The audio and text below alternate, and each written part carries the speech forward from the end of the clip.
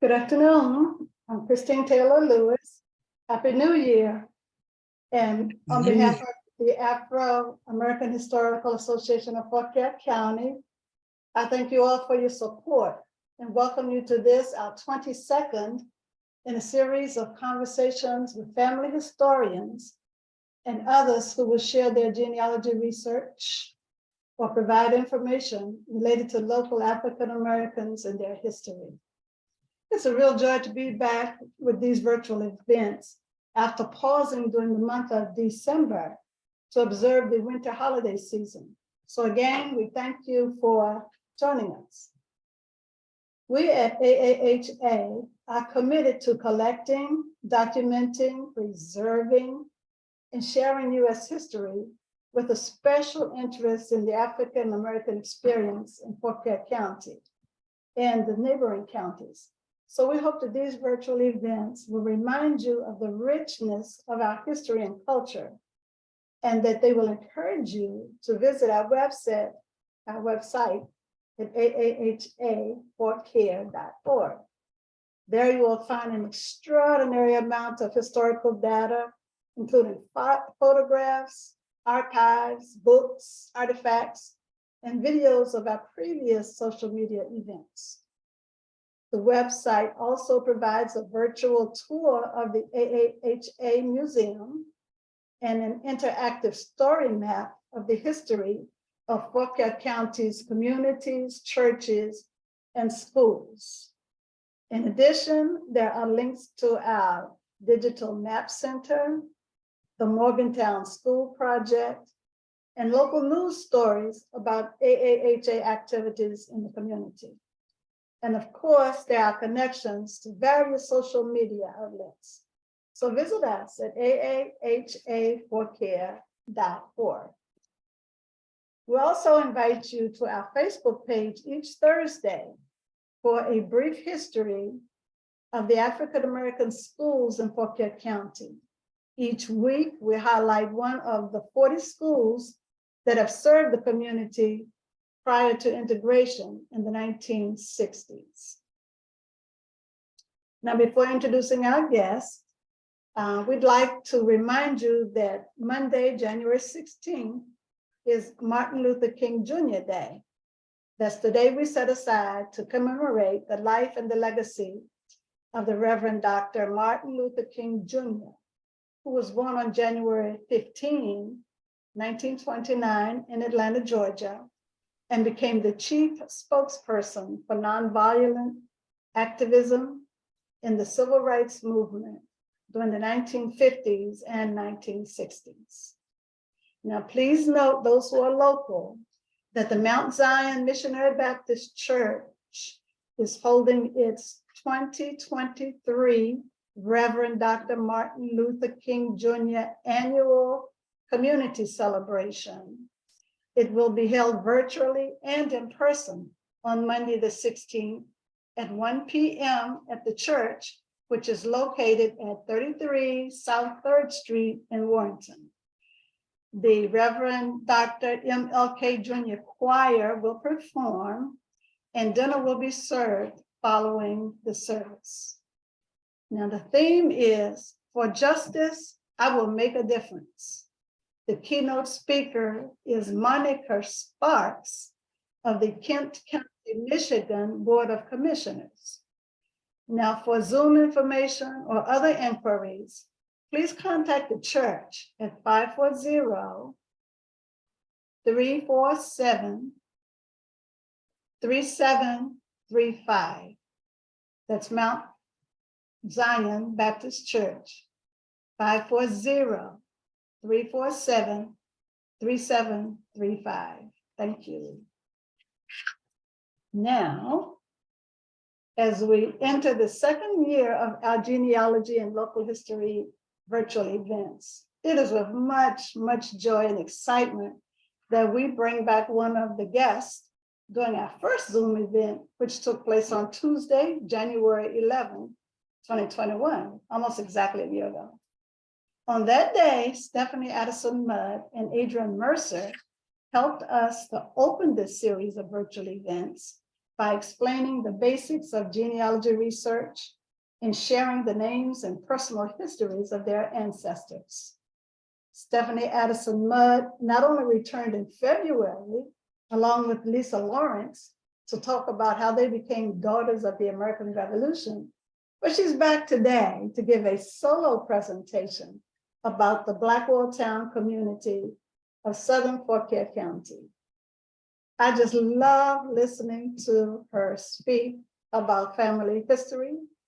Her words come forth like a genealogy treasure chest, just overflowing with names, dates, places, events, ancestors, descendants, DNA matches, census information, and so much more. Stephannie is a Fauquier native, born in Warrenton to Victor and Sonia Fitz Addison. She graduated from Fauquier High School in 1989 and attended Virginia State University. She is a member of the Daughters of the American Revolution. She is married to George Mudd. She also is a devoted mom to Brooke and grandma to Austin and Brayden. Stephannie loves genealogy research and spending time with her family. Today, she will talk to us about some of the history and descendants of the Blackwell community. Hello, Steph. Hello, and thank you for that outstanding introduction. You made me sound like a rock star. Yeah, you are a rock star. You are. But yes, I do love the genealogy, and I am grateful and thankful that y'all invited me back to do one of my favorites, is Blackwelltown, because I'm telling you, as you started out your hunt, I knew nothing about a Blackwelltown. And as you dug in things, it has just become something that I enjoy doing. Oh, thank you so much. We just welcome you back. We really appreciate you. And I'm just going to take the time now to be quiet and allow you to share in your own way. Thank you so much, Stephannie. Sounds good. At any time in this presentation, if you want to stop, pause me, ask a question, you are more than welcome to do so, because I like to run my mouth. So I'm just going to start. All right. Blackwelltown was a part of the Elk Run community, and it was established after Elizabeth Fox Blackwell died in 1859. She freed all her enslaved, it was a total of 87 people, and the community of African Americans then began a struggle to maintain and establish what we know now today as Blackwelltown.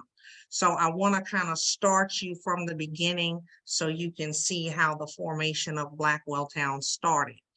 From my research, I'm going to start with Samuel Fox and Elizabeth Pollard, Miss Fox. You know, his brother James was murdered by his servants in 1752, and Sam came over here from England to claim his brother's estate. So they caught the two people, John Troutman and John Sparks, and this is the newspaper article here listed. I hope I've switched screens with you because I can't see, where he was tried for the murder and found guilty in June 12, 1752. While he was there in custody and they're trying him to convict him, here's where on the newspaper dated July the 3rd, 1752, on Wednesday last, John Sparks was confined in the public gaol under the sentence of death for the murder of James Fox. He contrived to saw his irons off in the daytime and at night, and as soon as the gaoler opened the door, he jumped on the prison guard, knocked him down with a quart bottle, and made his escape. They quickly apprehended him, and when they brought him back to the town, he was going to be executed right away because of, they weren't going to give him a chance to escape again. So he confessed to the murder, and he acquitted the other part, James Troutman, and then he was sentenced to death at that time. So at this point, Samuel Fox is making his way to America from England, and he hires an attorney to settle his estate. And my latest record of finding Samuel Fox in Fauquier County, you know, because he owned property in Fauquier, Spotsylvania, Orange, and the town of Fredericksburg. But my first record that I can find for Samuel Fox being in Fauquier County is 1773, when he leases some land out to this Nicholas Philman and all of them here in some Fredericksburg property. So he's now Samuel Fox is now married to Elizabeth Pollard Amiss. I have not found a marriage certificate for them, but they had 3 children. They had James Fox, John Fox, and Elizabeth Fox. And she came to the marriage with a daughter, Dolly Amiss, who married a Ferguson. So, big screen. So now we're to Elizabeth Fox marries Armistead Blackwell. He is the son of John Blackwell and Judith Churchill. They were married on May 21st, 1798 in Fauquier County. This is a picture of Elizabeth Fox. I got this picture from a YouTube video that I found that I'm going to share with y'all at the end of this, where some students did theirself a Blackwell presentation for a history product, but it was a great find because I never had seen a picture of her. So as you say, people digging around, you can piece things together and you can make yourself, your history be whole. So upon the marriage of Armistead and Elizabeth, Samuel Fox gives his daughter and Armistead a set of slaves. He gave them Flora Sowers, Millie, which is, I think, the mother of my Clara Washington, Will, a person named Pris, and I found Pris she dies before Elizabeth sets them free in December 1855 at age 60. Cecilia Taylor, born about 1782.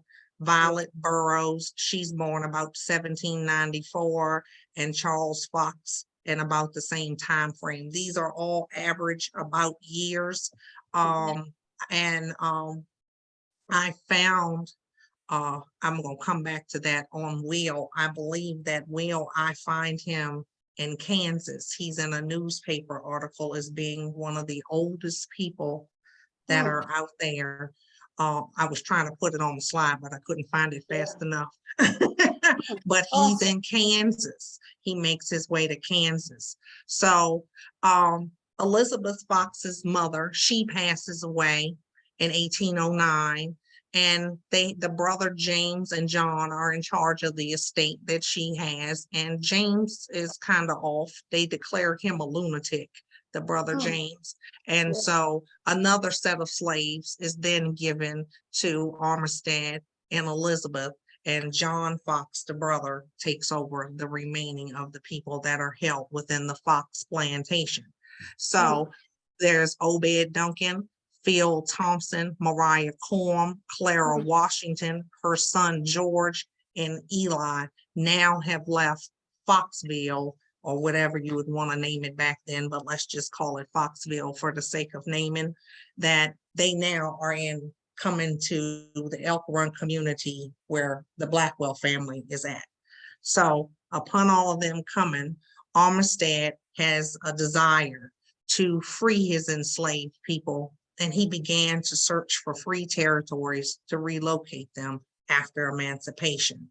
So in 1810, you see he has a total of 14 slaves, and I figured them out. There's Flora, Millie, Will, Pris, Cecilia, Celia, Violet, Charles, Obed, Phil, Maria, Clara, George, and Eli. Eli is my 3 times great-grandfather.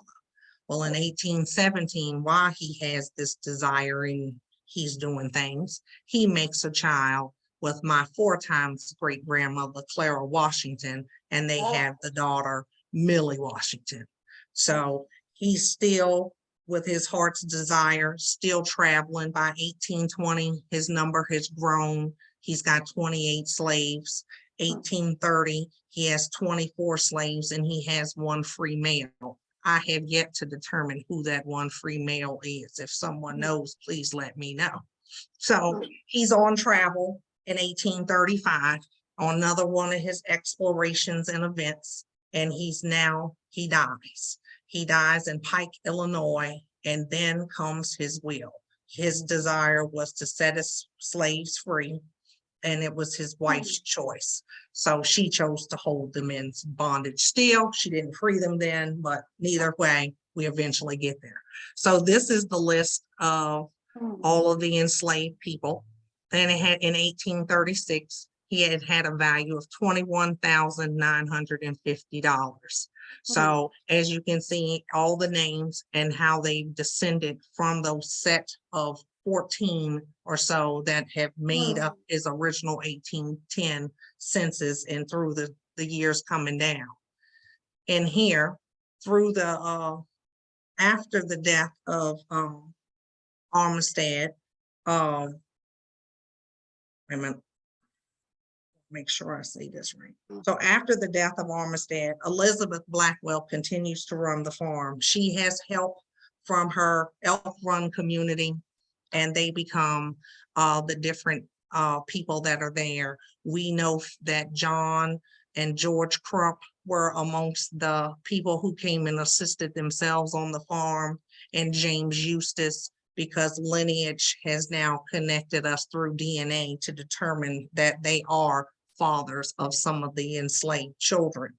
So as that began to leave, you know, Armistead, when he set himself out to these free territories and he began his hunt to do it, because all these mulatto children are looking him in the face, you know, on his plantation. He needed, you know, if I set them free, what am I going to do with them? Because Virginia had a law that you weren't allowed to stay. So you had to go. So Armistead and his brother-in-law, Elizabeth's brother, John Fox, had similar beliefs. And so at that time, they set out with the same notion. We're going to free our slaves. We're going to emancipate the enslaved people that are held by us.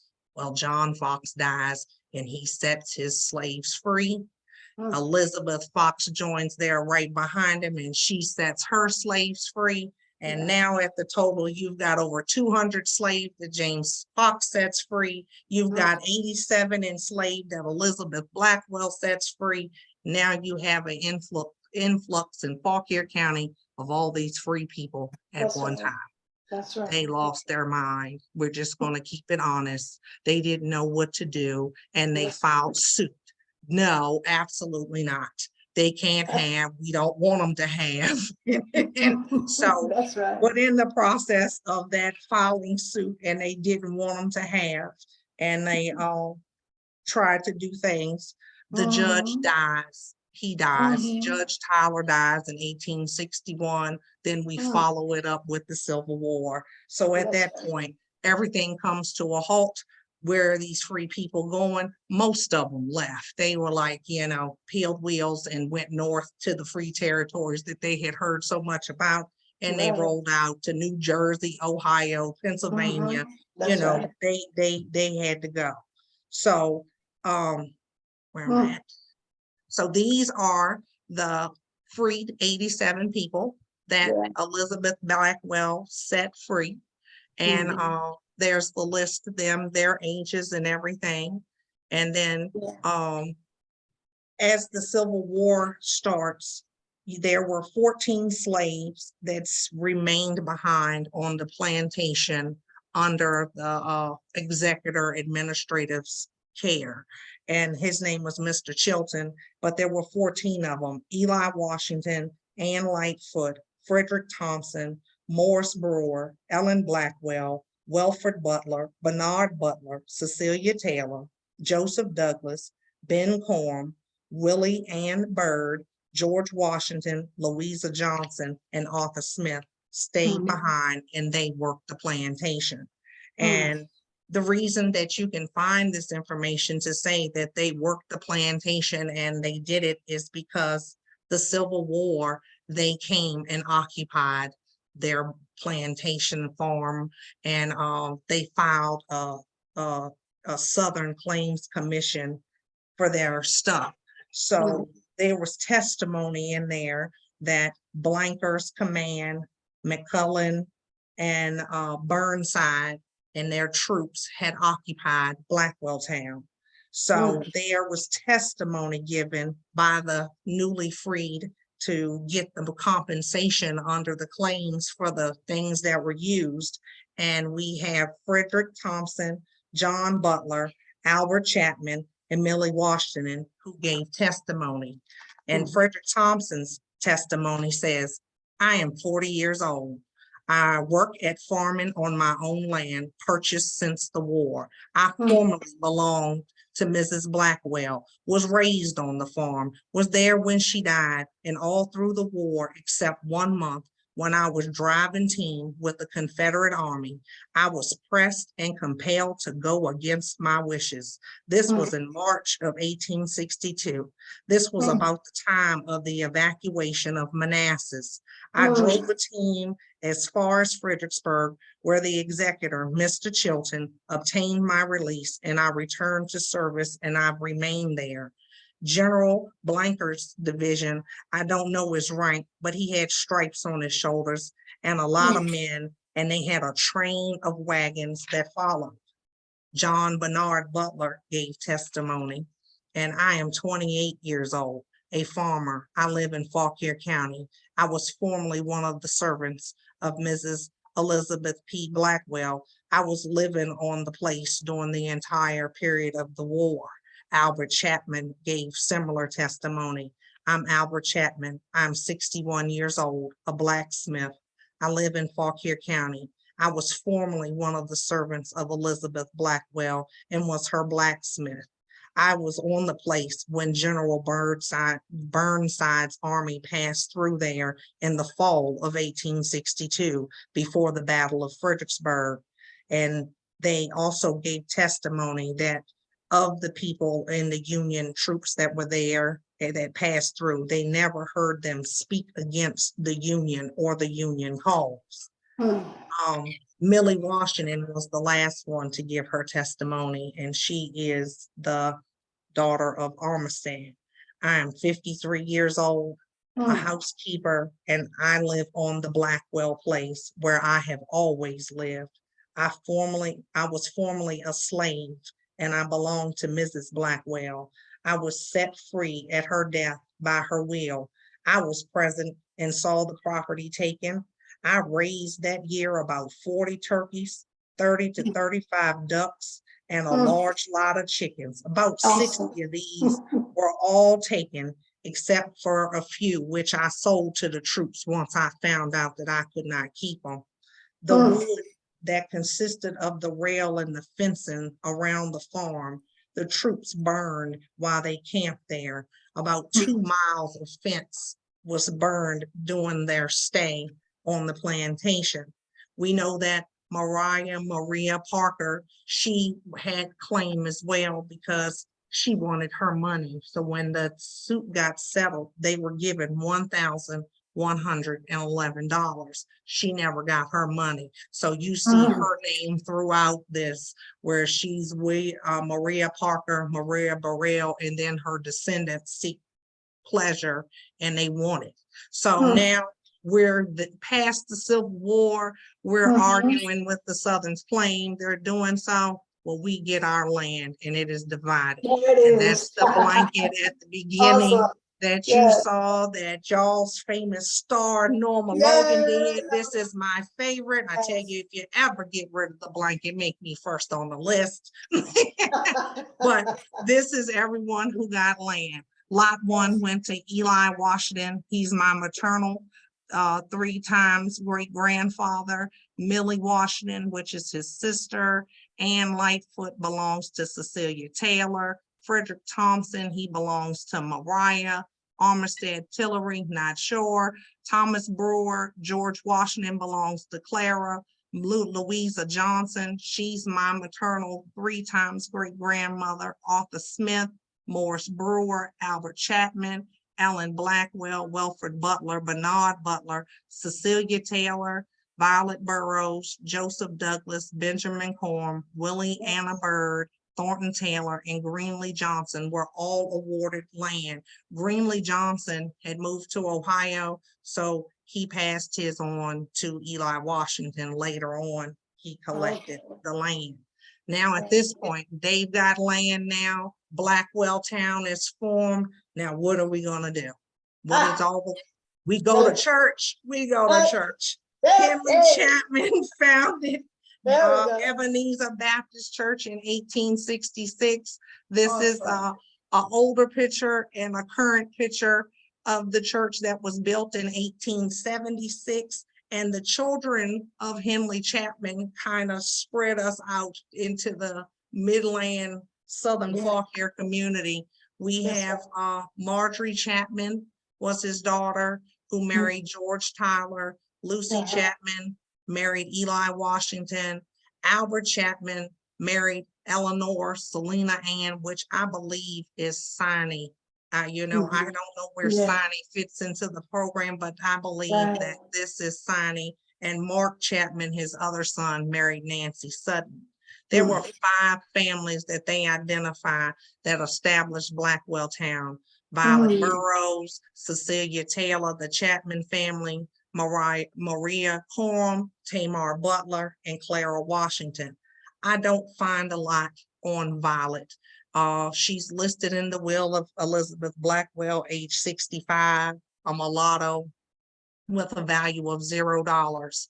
And based on the list of the enslaved inventory, I'm going to assume that Martha Burroughs is her daughter, age 35.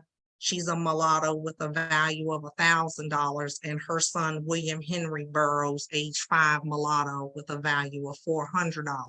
But more research needs to be done on the Burroughs family because I haven't found a lot on them.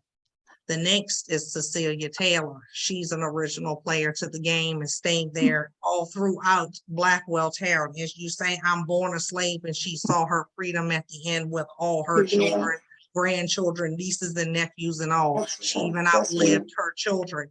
But she was born between 1782 and 1789. And she was given as a wedding present to Elizabeth and Armistead. She's one of the first that came. And Cecilia can be found in his inventory in 1836 in Armistead's with a value of $0. You can find her again in the inventory of Elizabeth Blackwell. Cecilia is age 70, Black, with a value of $0. In the chancery case that they filed, you find that Cecilia died in Oregon, but it had to be after 1880 and before the 1900s. And she also had the son with Henry Chapman, Albert Chapman. That's one of the known children that, you know, belongs to them. And then we have Maria Coram.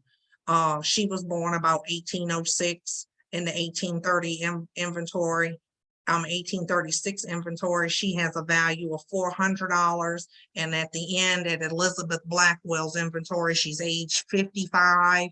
She's Black with a value of $0. Her children are Willie Anna Bird, 1823, Aaron Washington, 1824, Benjamin Coram, 1836, and I didn't find a date for Lucy Graves, but all of those descendants still are around, and they still own their land and have been passed down through generations. So their legacy still lives on. Tamar Butler is the next one. The children of her are Frederick Thompson, Welford Butler, and John Bernard Butler. And you'll see where they marry back over and cross back again. And Frederick Thompson is one of the ones that I've read that gave the testimony of the Civil War when they were in Blackwelltown. Clara Washington was where I descend. The children of Clara are George, Eli, and Millie. The descendants of George Washington, the firstborn, he was born about 1805. He married Kitty White, and they had children, Landonia, Mary, Eliza, Charles, and Ellen. The next one is Eli Washington, the descendants of him. And I picked David Neverdun because he was one of my first ones to get on board in my DNA testing to determine things, because it was always told I descend as third great grandfather on my paternal side and fourth great grandfather on my maternal side, that Henley Chapman is my grandfather and my parents were kin. And so DNA, when we took it, we did not match. And I was like, well, maybe they weren't sisters, but DNA is kind of, some get it, some don't. It's like throwing salt and pepper across the table and it mixes all together. Some get a little more than others and not. So David Taylor said, I'll do it. And David Never Done said, I'll do it. And he took the DNA. And he descended from the same line that my mother does. So at that point, he matched my dad. I said, we now, I've got DNA proof. So this is Lacey Never Done, is picture number 1. And he married Mary Jane Washington. And that is David Never Done's parents. And David Never Done, married Pauline Taylor. See those Taylors and Washington, everybody's crossed up together. Like you said, we can't get around. And this is Kate Taylor. She would be the granddaughter. Pauline Taylor is the granddaughter of Kate Taylor. Her parents were David Taylor and Elwood Fox. The next one is Millie Washington Blackwell. I chose Eli and his wife, Emily Malsey. They also was listed in the inventory. And in the middle here, the lady sitting beside in the front row, that's Clara, his sister, and she married Grant Tyler. And the Tylers are also my lineage from not only the Marjorie Chapman, but, as you say, and this is the picture of George Tyler and Marjorie Chapman along their way. And they had, my screen flipped, and George Tyler and Marjorie Tyler had 14 children. 5 were sold away during slavery, and and the 3 of them became preachers: Chapman Tyler, Grant Tyler, and Enoch Tyler. The 5 that were sold away were George, Thomas, William, Lydia, and Mary. And Lydia came back and she married one of my grandfathers, James Dawson, who was a descendant from the Germantown Weaver family. So I tell you that we keep crossing paths in all over the county. You can't escape it. That's right. We all can. That's exactly right. We are all kin. So my next one is Louisa. Louisa is how I became DAR. I did her lineage through my person, and this is her husband, William Oliver. And James Eustace had the relationship with Louisa, and she was one of the original slaves that stayed with the 14, and the family still owns the land. The Oliver home, his place is still owned there in Blackwelltown. And I got these pictures. DNA, once again, was wonderful. Cousin popped up, Eddie Oliver out of New York, and he sent me the pictures. Is how I gained these pictures to the collection. And this is Edwin Eustace, that is the child of James Eustace, and how I became DAR.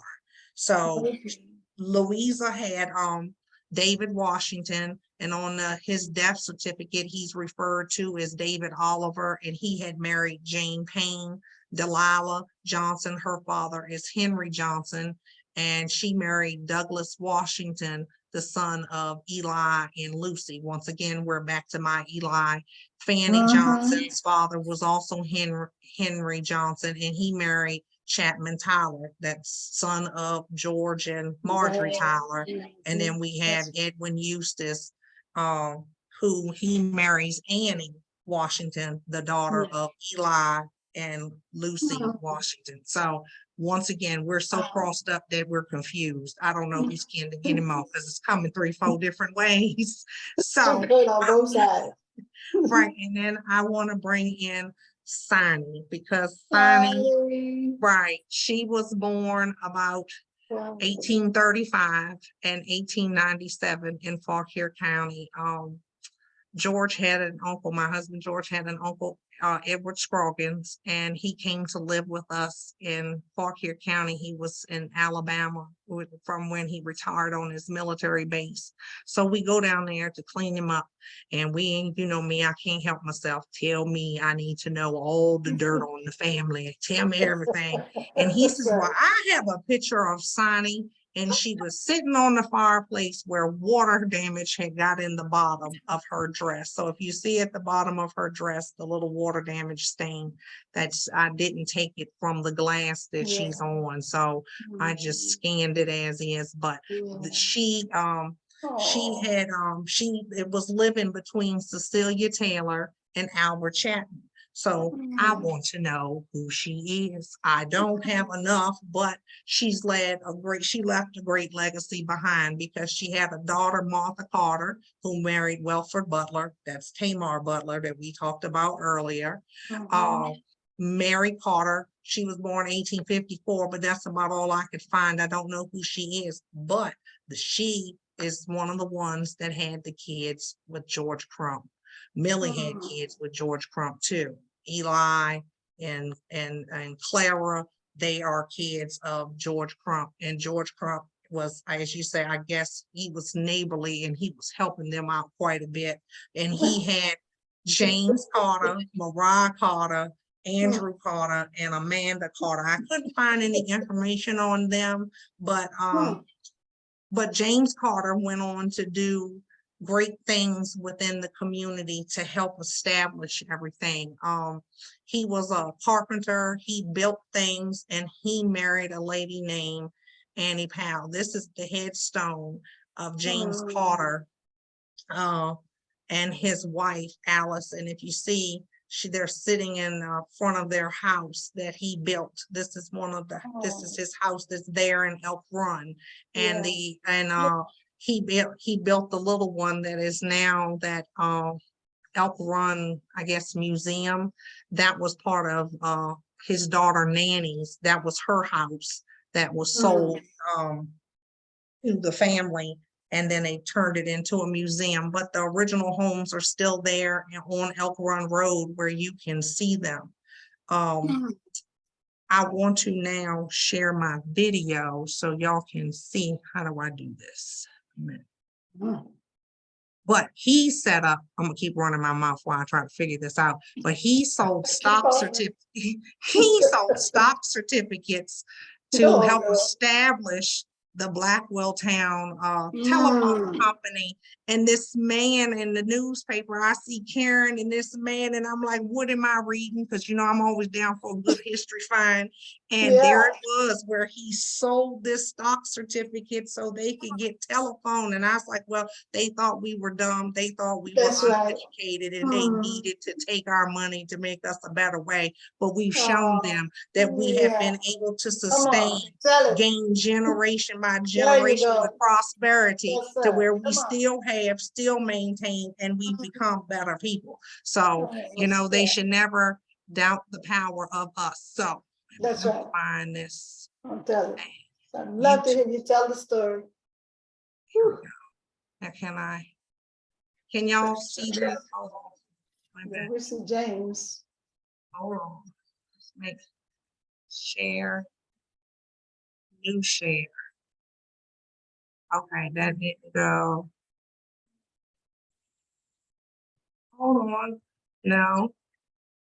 Hold on. This screen. Can you see? We still see James. Okay, new share.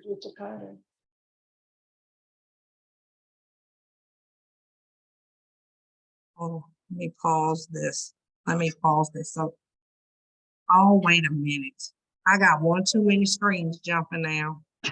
The share is. I wish I was tech savvy, but I'm sorry. Okay, it says resume new share.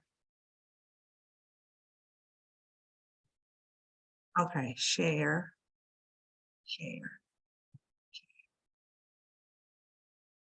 Can you see it now, the screen? the student, Let me see Richard Carter. let me see. And we see a screen behind it, behind Richard. Okay, hold on. Okay, now we see a little screen. There's a guy talking from YouTube, David Reisenfeld. Okay, can you see it now?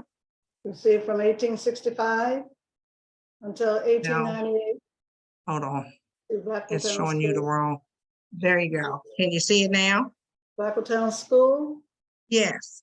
Yes, we see a picture of what looks like student. Now we see a map. Yeah, that's a video.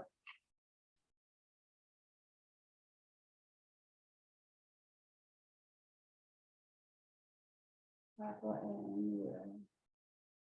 and Armistead. Will of Armistead Blackwell.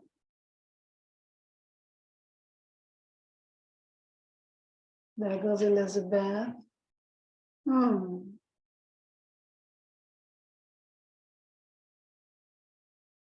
So this is the student presentation.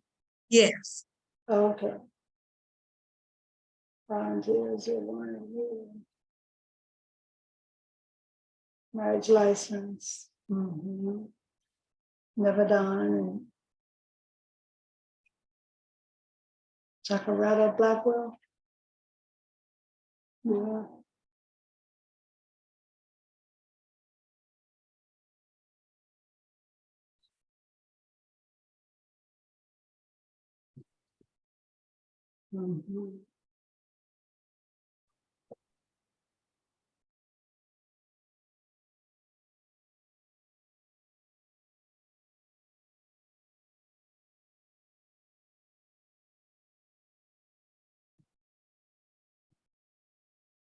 So Rosenwald School.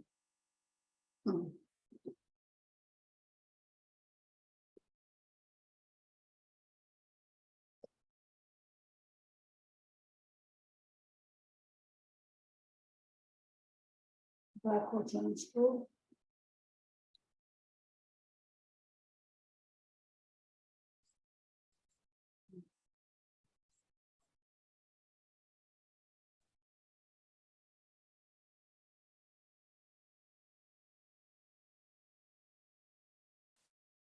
Rosenwald. Book 2.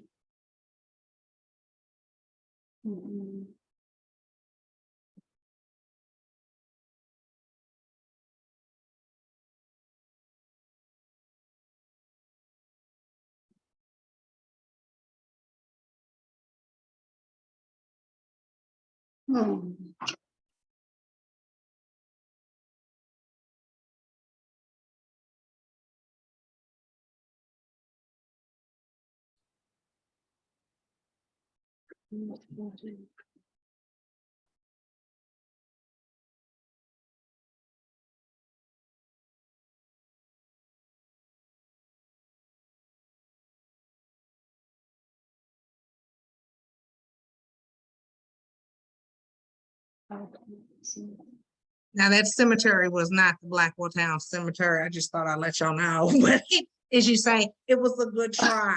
But they but the Blackwelltown Cemetery, I always thought it was Ebenezer, the cemetery at Ebenezer. Everybody, you know, that area is Blackwelltown and Blackwelltown Cemetery. And I asked George's mother, and I was like, well, she said, that's not Blackwelltown Cemetery. And I said, well, what is Blackwelltown Cemetery? And she took me down through the field and up in the woods, and there's down. And I have been just in heaven with that Blackwelltown Cemetery. My ancestors are there, my Eli, my Lisa, and everybody. And I would love to do a fundraiser to get them headstones, to put some kind of commemorative marker there for them, because I think they have a phenomenal story. Blackwelltown, it showed the establishment where they came from and how they endured. Not only did they endure slavery, but they're free now, and they're endured the Civil War, you know, and they didn't have to, but they did. And they stood there, they got their land, they set up their church church. They formed a school. Mhm. And They like I did. said, the descendants are still around today. Mm. Most people in Fauquier County can chase themselves back to an ancestor that was a part of Blackwelltown. That's the truth. That's the very truth. All right, and any Okay. questions or anything that you'd like me to do to, can Mhm. y'all see? I'm gonna put it back on that screen since y'all can't see me. Mhm. No. Stephannie, this is exceptional, extraordinary, it's fascinating. And there you poured out that genealogy treasure chest. Also, I just love to hear you speak, just a wealth of history. But it would be good if we could figure a way to establish a foundation or a way to raise funds for the Blackwelltown Cemetery. Oh, That would be yes, I awesome to mean, be they've able to- done a cleanup and everything, and something they to went and consider. marked it. Yes, they flagged it and counted up so many graves, but I started digging, and I think outside of the ones that are marked that are in Mhm. there, I found, hold on, let me find mine. I am up to 55 of them identified, you know, from slavery and beyond. I pulled death records to see who's buried there. And, you know, the list keeps growing, you know, because they continue to bury there now. So, but I wanted to go see who those depressions are that are in the ground, who I don't have a clue of who would be where, but it would be nice just to put one of those great big walls up and have everybody's name there listed on That's it. right. That would be awesome. How many are there again? I've determined 55 of the older ones. The newer ones are marked. Mm-hmm. Oh. So I'm So looking it, at, Mhm.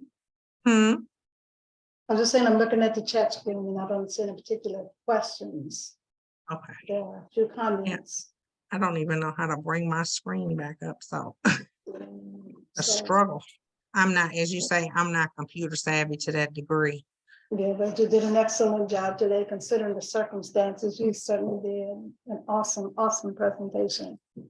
And we just thank you Thank so you. much for coming back and sharing all this wealth. And it's good to know that this presentation will be on our Facebook page, and it's also loaded up to YouTube.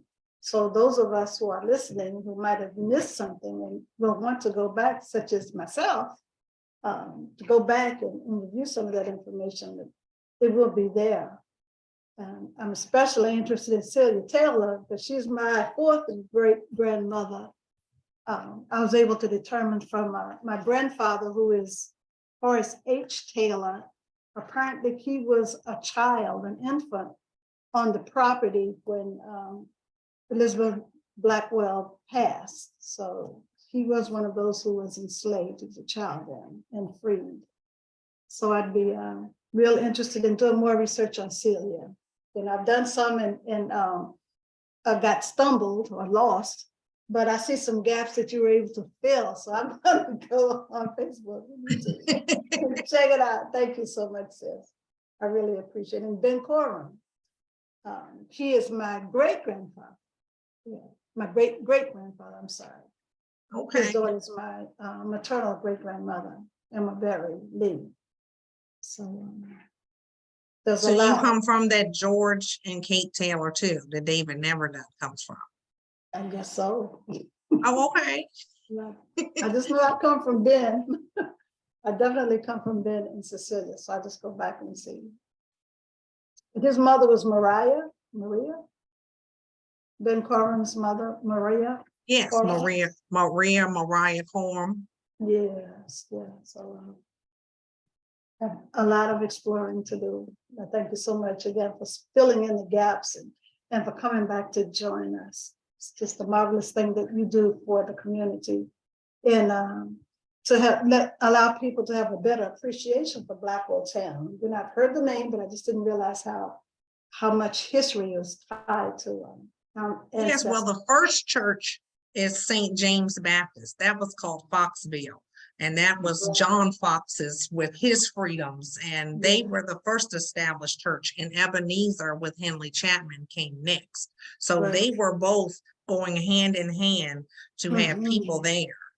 Right. Some people who were in Blackwelltown came from Fauquier.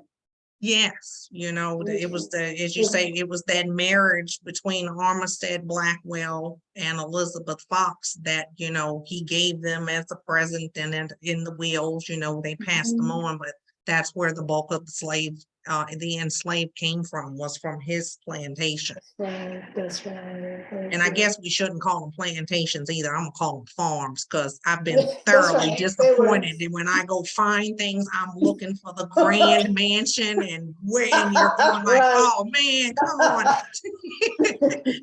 As you say, but and then even with Elizabeth Fox's her estate, they got the land, they got the money Right. from the Southern Commission, but they didn't give her money. They had squandered the money and took it for themselves. Like I said, they put up a roadblock because they didn't want you to have it, but they had the endurance to fight. They had That's the will right. to stay to run and stay on That's course, right. and they won at the end. Yeah, they did. So I'm looking at some questions on the chat. But first, there's from the iPhone, someone says that you are awesome. And then from A. Davidson, thank you, great presentation, Miss Angela. And then in L, my grandmother Eva was in a few pictures. Mary Ferris says you can find the Blackwelltown student presentation that she gave the link. And there's one from NL to everyone. Thanks, Steph and Muffy. Mary Ferris, great presentation, thank you. And then Janice Winters says, praise the Lord for your persistence in uncovering the history of your ancestors. What steps did you take to become a member of Daughters of the American Revolution? Did God provide any pictures? Bless you for your fortitude regarding your family history. God's blessing, Dr. Janice Winters. We did have the interview with you last year about how you became a part of the Daughters of the American Revolution. It takes 3 documents on every ancestor. They want a birth, a marriage, and a death. And if, as long as it states between the 3 of those items who your next ancestor is, you're allowed to document it. They broaden their horizons because they're trying to make us more multicultural now. They're more welcoming of African Americans and the Indians and the different people that they're opening up their minds. And DNA, they even allow you now, because they know it's hard for an enslaved person to have that documentation. So if you have a ancestor from someone that is your person there at DAR, you're allowed to DNA test to prove yourself to get your lineage in there as well. But I tell people, newspapers, the newspapers.com is my best friend. You find more wonderful stories and find the people and their obituaries and things to read them. I love it. It takes a lot of time to dig through it, but you find the runaway slave ads and pieces of, because it lists out who your families are. It tells you who your next generation. I'm a big collector of obituaries. I hold on to the family obituaries because, there's people that you don't know belong until you find one of those. Yes, Dr. Liz Baltimore. I missed a lot. Yeah, get a copy. So there is a presentation on Facebook. After this is over, it will be on Facebook, Dr. Baltimore. So that is great news, and thanks about the newspapers.com. So again, we thank you. We're coming to the end of our journey. Is there anything else you'd like to add, Stephannie, in a few words? That's always a pleasure to let me run my lips, We're going to bring your lips right back. That's right. And, I love sharing the stories. And like I said, there's fascinating stories out there of the different people. I just didn't have time to highlight them all. But, as you chase your ancestor, I hope that what I did provide you is the original set of the enslaved. So you'll be able to piece yourself back to at least your immediate members of your family. Because like I said, DNA has been wonderful. People that I've known all my life, you know, from different, even in Manassas and different areas, they're eating DNA and they match. And then when you finish building their tree out, you see they're coming from Blackwelltown. Yeah, that's true. That's right. All roads lead to Blackwelltown. That's right. Again, we thank you so much. For those who are still with us, we thank you again for joining us. And our next event will be on January 24th, and we will discuss children's books with Laurie Smith Jackson, who is the author of a children's book called Valencia and the Velvet Dress. We'll talk to her about how she came to write that book and some of the details about the book and her experience as a writer. We also will talk to Ashley Corinne Webb, and she is a children's book illustrator. And the book that she received an award for was Layla's Happiness. And they'll be with us together on January 24th. Lori Jackson Smith will join us the first half hour, and Ashley Corinne Webb will be with us on the second half hour. So please check our website for the Zoom information and join us if you can. And don't forget the Martin Luther King, Dr. Martin Luther King Jr. Birthday commemoration next Monday. Thank you all, and do join us again. Thank you for joining us. Bye-bye.